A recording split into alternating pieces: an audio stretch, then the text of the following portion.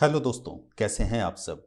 ये CSS3 video tutorial series की video number 14 है और फॉर्म से रिलेटेड ये पहली वीडियो है। इस वीडियो में मैं आपको बताऊंगा कि फॉर्म की एलिमेंट्स को हम लोग कैसे स्टाइल करते हैं। तो चलिए चलते हैं प्रैक्टिकल की तरफ। इस वीडियो में हम लोग फॉर्म की एलिमेंट्स की स्टाइलिंग समझने वाले हैं। तो सबसे पहले मैं एक फॉर्म बना लेता हूं और मैं यहाँ पे एक डिव ले लेता हूं। डिव क्लास फॉर्म सेक, ये मैंने एक डिव बना ली। अब मैं यहाँ पे एक इनपुट टाइप ले रहा हूँ, इनपुट टाइप टेक्स्ट, और मैं यहाँ पे एक लेबल ले लेता हूँ और लेबल में लिख लेता हूँ कुछ भी। मैं लिख रहा हूँ फर्स्ट नेम। अब मैं पेज को रिफ्रेश करता हूँ तो ये देखिए, ये अभी इस तरह से डिस्प्ले हो रही है। ये अभी इसकी डिफ़ॉल्ट स्टाइलिंग में है। तो मैं चाहता हूँ कि इसकी स्टाइलिंग चेंज हो जाए। तो मैं यहाँ पे इनपुट टाइप टेक्स्ट में, तो मैं यहाँ फॉर्म सेक को कॉपी कर रहा हूँ। फॉर्म सेक को कॉपी करके मैं यहाँ पेस्ट कर रहा हूँ और मैं यहाँ पे लिख देता हूँ इनपुट। अब सबसे पहले मैं इसकी बॉर्डर को चेंज करता हूँ। तो बॉर्डर को चेंज करने के लिए मैं यहाँ पे लिख रहा हूँ बॉर्डर 2 पिक्सल्स सॉलिड, और मैं यहाँ पे एक कलर दे देता हूँ। कलर में दे देता हूँ F66। अभी इसकी बॉर्डर रेड हो जाएगी। ये देखिए, इसकी बॉर्डर अभी रेड हो गई। अब मैं यहाँ कुछ स्पेस देना चाहता हूँ। मैं यहाँ पे चाहता हूँ कि एक पैडिंग आ जाए। तो मैं यहाँ पे लिख देता हूँ पैडिंग, और पैडिंग में दे देता हूँ 5 पिक्सल्स। ये देखिए, यहाँ पे पैडिंग भी डिस्प्ले हो रही है। तो मैं यहाँ पे कुछ लिख देता हूँ, जैसे मैं यहाँ लिख देता हूँ ABC। ये यहाँ पे ऐसे डिस्प्ले हो रही है। अगर मैं चाहूँ तो मैं इसकी बैकग्राउंड कलर भी चेंज कर सकता हूँ। तो मैं यहाँ पे लिख देता हूँ बैकग्राउंड, और मैं इसकी बैकग्राउंड कलर दे देता हूँ 333। ये ब्लैक की एक शेड है। मैं पेज को रिफ्रेश कर रहा हूँ तो ये देखिए, ये ब्लैक में अभी डिस्प्ले हो रही है। अब मैं इसकी टेक्स्ट कलर को चेंज कर देता हूँ, कलर, और मैं इसकी कलर कर देता हूँ वाइट। मैं पेज को रिफ्रेश कर रहा हूँ तो ये अभी वाइट पे डिस्प्ले हो रही है। यहाँ पे मैं एक प्लेस होल्डर भी दे सकता हूँ। तो मैं यहाँ लिख लेता हूँ प्लेस होल्डर। प्लेस होल्डर में दे देता हूँ फर्स्ट नेम। तो ये देखिए, ये अभी फर्स्ट नेम यहाँ पे डिस्प्ले हो रही है। यहाँ पे मैं एक बॉर्डर रेडियस भी दे सकता हूँ। तो मैं यहाँ पे ले लेता हूँ बॉर्डर रेडियस। बॉर्डर रेडियस में दे देता हूँ 5 पिक्सल्स। तो ये अभी 5 पिक्सल्स की बॉर्डर रेडियस पे डिस्प्ले हो रही है। अब अगर मैं चाहता हूँ कि ये जो बॉर्डर है, ये बॉर्डर कुछ इस तरह से डिस्प्ले ना हो, मैं चाहता हूँ कि बॉर्डर अभी बस नीचे डिस्प्ले हो, तो उसके लिए मैं बॉर्डर टॉप कर देता हूँ 0, बॉर्डर राइट में कर देता हूँ 0, बॉर्डर लेफ्ट में कर देता हूँ 0। मैं पेज को रिफ्रेश कर रहा हूँ और अभी ये बैकग्राउंड ब्लैक में है। तो मैं ब्लैक को यहाँ से कमेंट कर देता हूँ और मैं कलर को भी यहाँ से कमेंट कर देता हूँ, इसलिए कलर हम लोगों ने व्हाइट दे रखी है। अब मैं पेज को रिफ्रेश कर रहा हूँ तो ये देखिए, ये अभी कुछ इस तरह से डिस्प्ले हो रही है, मगर ये बॉर्डर रेडियस अभी भी शो कर रही है। तो मैं बॉर्डर रेडियस को भी यहाँ कमेंट कर लेता हूँ। अभी ये प्रॉपर्ली डिस्प्ले करनी चाहिए। तो ये देखिए, ये अभी प्रॉपर्ली डिस्प्ले हो रही है। अब आप देख सकते हैं, जब मैं यहाँ पे क्लिक कर रहा हूँ तो यहाँ एक बॉर्डर आ रही है ब्लू। तो मैं इसे भी रिमूव कर सकता हूँ। तो उसके लिए मुझे एक स्यूडो लेनी पड़ेगी, फोकस। मैं सिलेक्टर को यहाँ कॉपी पेस्ट कर रहा हूँ और यहाँ एक कलोन देके लिख रहा हूँ फोकस, और फोकस में मैं लिख देता हूँ आउटलाइन नन। मैं पेज को रिफ्रेश करता हूँ तो ये देखिए, अभी ये आउटलाइन डिस्प्ले नहीं हो रही है। अगर मैं चाहूँ तो मैं फोकस में कुछ और स्टाइलिंग भी कर सकता हूँ। अगर मैं चाहूँ कि फोकस में इसकी बैकग्राउंड चेंज हो जाए तो वो मैं कर सकता हूँ। मैं यहाँ लिख देता हूँ बैकग्राउंड, और बैकग्राउंड में ले लेता हूँ CCC। ये एक ग्रे की शेड है। मैं पेज को रिफ्रेश कर रहा हूँ। अब मैं जब यहाँ क्लिक करूँगा तो इसकी फोकस की बैकग्राउंड चेंज हो जाएगी। ये देखिए, इसकी फोकस की बैकग्राउंड चेंज हो गई। सिमिलरली मैं यहाँ पे इसकी कलर भी चेंज कर सकता हूँ। तो मैं यहाँ पे कलर अगर ले लूँ रेड, तो जब मैं इसे फोकस करूंगा तो इसकी कलर रेड हो जाएगी। ये देखिए इसकी कलर अभी रेड हो गई, आप देख सकते हैं। तो इस तरह से हम लोग इनपुट एलिमेंट को स्टाइल कर सकते हैं।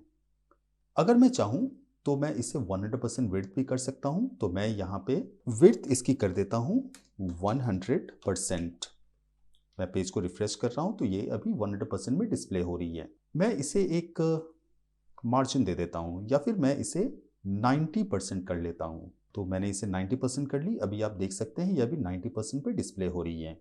अब हमारे पास कुछ और इनपुट टाइप्स अवेलेबल हैं, जैसे मैं इसे ही कॉपी कर लेता हूं। इसे कॉपी करके मैं नेक्स्ट इनपुट टाइप आपको दिखाता हूं, वो है नंबर। मैं यहां से प्लेस होल्डर को रिमूव कर लेता हूं।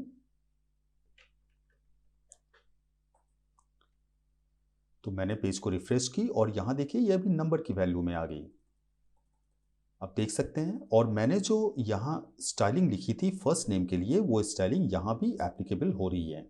ऐसा करता हूँ, मैं यहाँ पे एक गैप दे देता हूँ। तो फॉर्म सेक की सेलेक्टर को मैं एक मार्जिन बॉटम दे देता हूँ। तो मैंने यहाँ पे दे दी मार्जिन बॉटम, और मैं मार्जिन बॉटम दे देता हूँ 10 पिक्सल्स।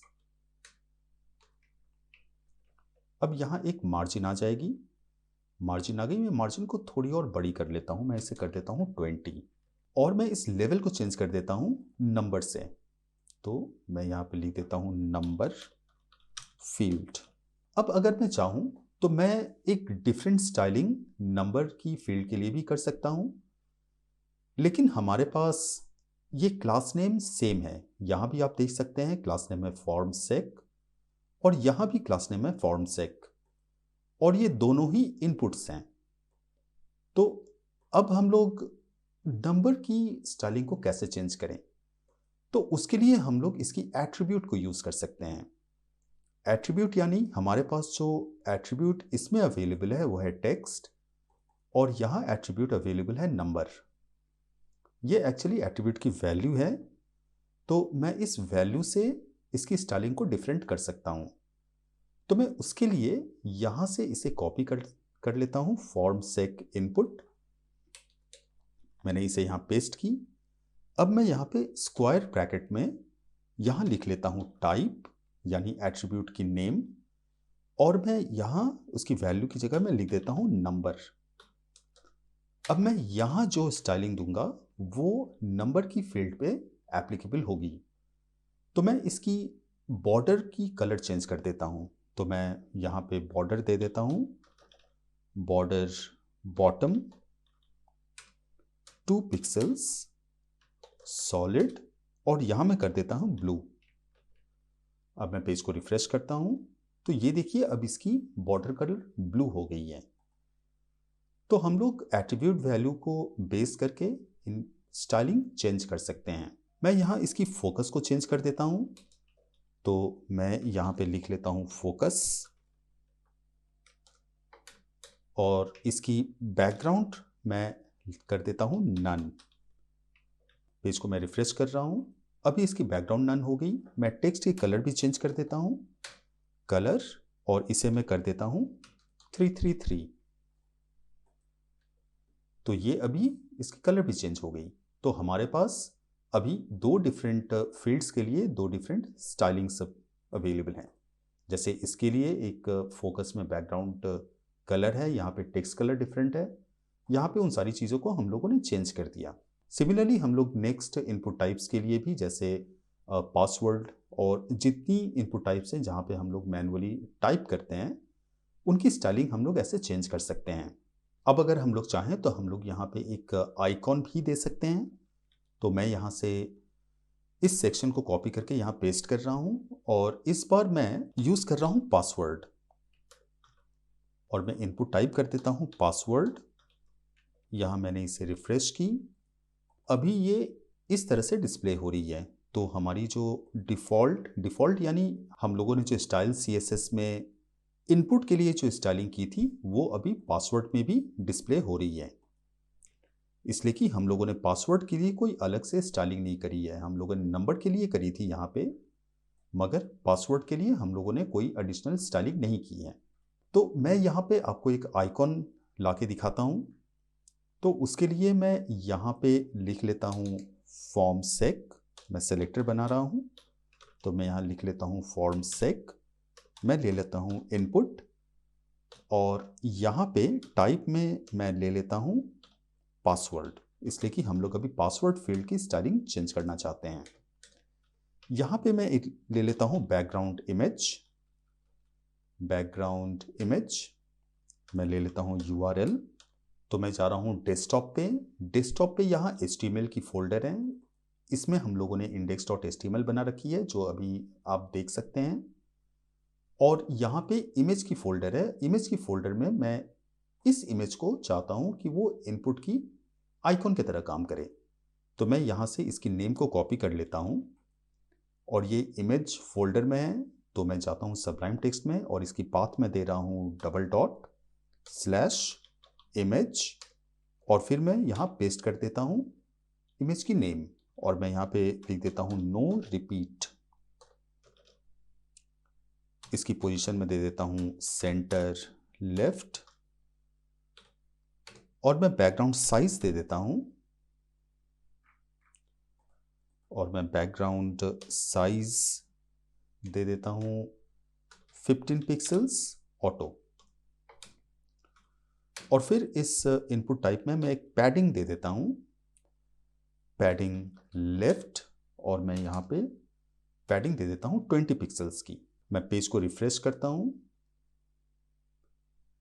ये यहाँ डिस्प्ले नहीं हो रही है, तो मैं देखता हूँ डिस्प्ले क्यों नहीं हो रही है।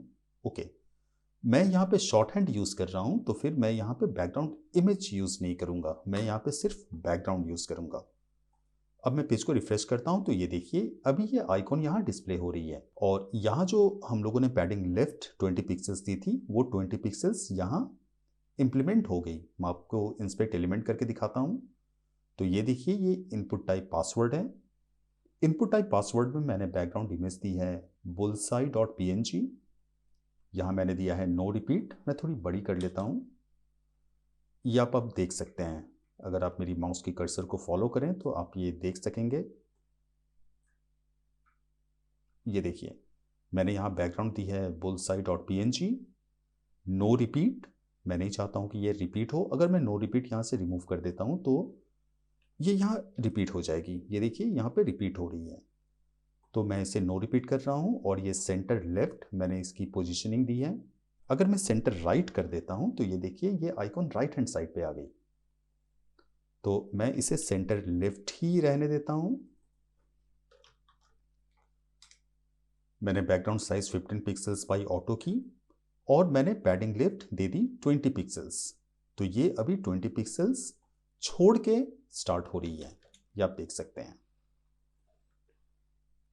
तो इस तरह से हम लोग एक इनपुट फील्ड में आइकॉन भी दे सकते हैं। तो इस वीडियो में हम लोगों ने देखा कि हम लोग इनपुट टाइप्स को किस तरह से स्टाइल करते हैं। नेक्स्ट वीडियो में मैं फॉर्म कंटिन्यू करने वाला हूं, और नेक्स्ट वीडियो में मैं आपको दिखाऊंगा कि हम लोग radio button, check box, select box और बटन्स, इन सारी चीज़ों को कैसे स्टाइल करते हैं। तो अगली वीडियो देखना ना भूलें। अगर आपको ये वीडियो अच्छी लगी हो तो आप इसे प्लीज़ लाइक और शेयर करें, और मेरे चैनल को सब्सक्राइब करें। धन्यवाद।